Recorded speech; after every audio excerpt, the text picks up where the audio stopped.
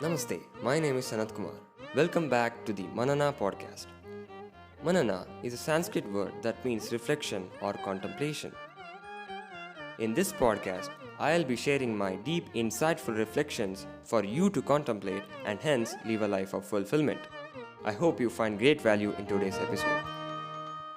This episode is a sequel to my previous episode, Are You Truly an Artist? Episode 15. And this episode is not for everyone, it's for you, the few dedicated ones. It's for the few that have the ability to change the many. And to provide you with a hook to continue to listen to this episode, this is what I'll be talking about. Find out whether you are an artist or not. Are you an artist or a hack? Is it bad to be a hack? Through this episode, first I'd like to present you to the Seth Godin's model of defining a failure, a hack, an amateur, and a professional, and then provide my views on it. So let me get straight into it. Of course, if you knew this already, this will be refreshing your memory. This is Seth Godin's model. So on x-axis on the right side, there is honoring the muse with a point of view.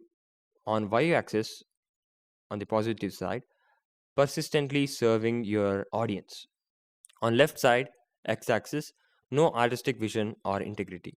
On the lower side of y-axis, quest for lucky break.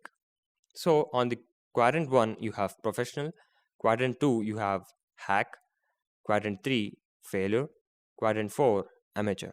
So in his book, The Practice, Seth Godin talks about the origin of the word hack and then explains to us the difference between a failure, a hack, an amateur, and a professional. In my words, a hack is someone who's doing it for short term gains. It may be money or fame.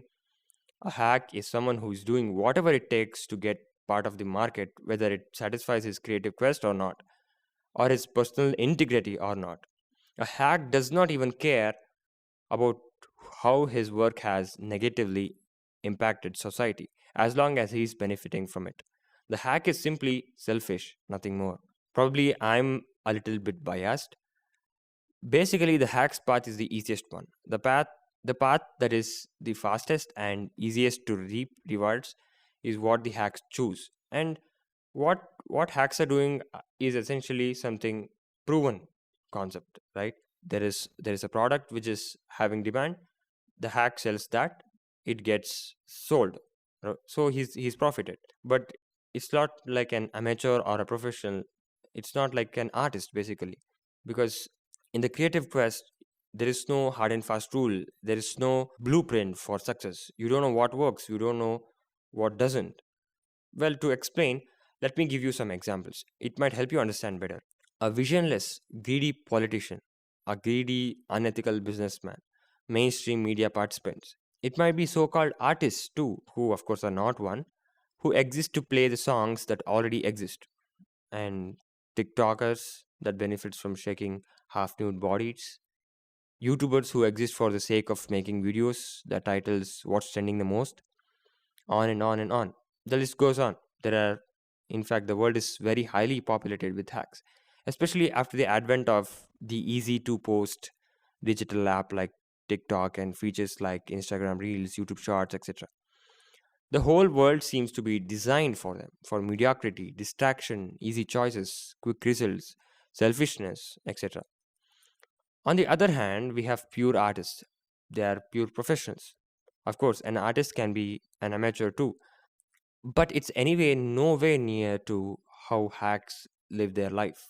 But I truly believe that a true artist is one who belongs to that first quadrant, a professional who has a vision and persistently serve the audience. Artists have integrity, have creative visions, and mainly, artists are someone who creates. And the word create is so clear and depicts novelty. You can't create what is already created, you can copy it. And that's the main difference between a hack and an artist. An artist creates, a hack mimics. A hack copies, he imitates, or even tricks his audience or consumers to get what he aspires for.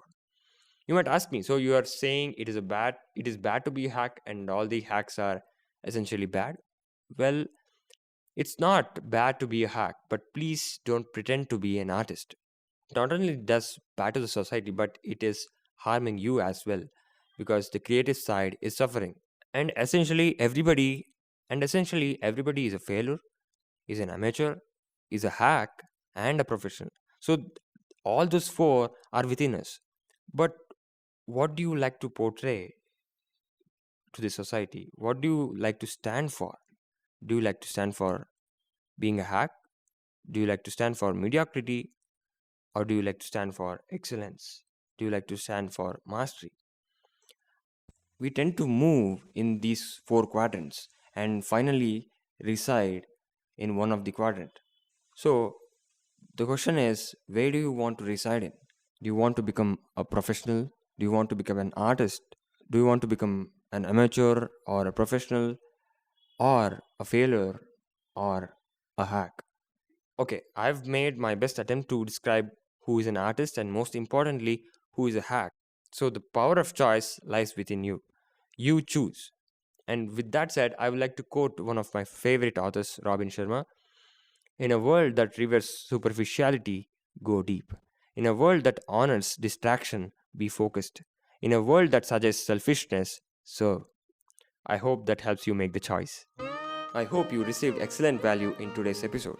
To know more, head over to sanatkumarnebi.com, and if you haven't already, check out my book, The Flower of Fulfillment. Thank you for listening, and I wish you have a great day.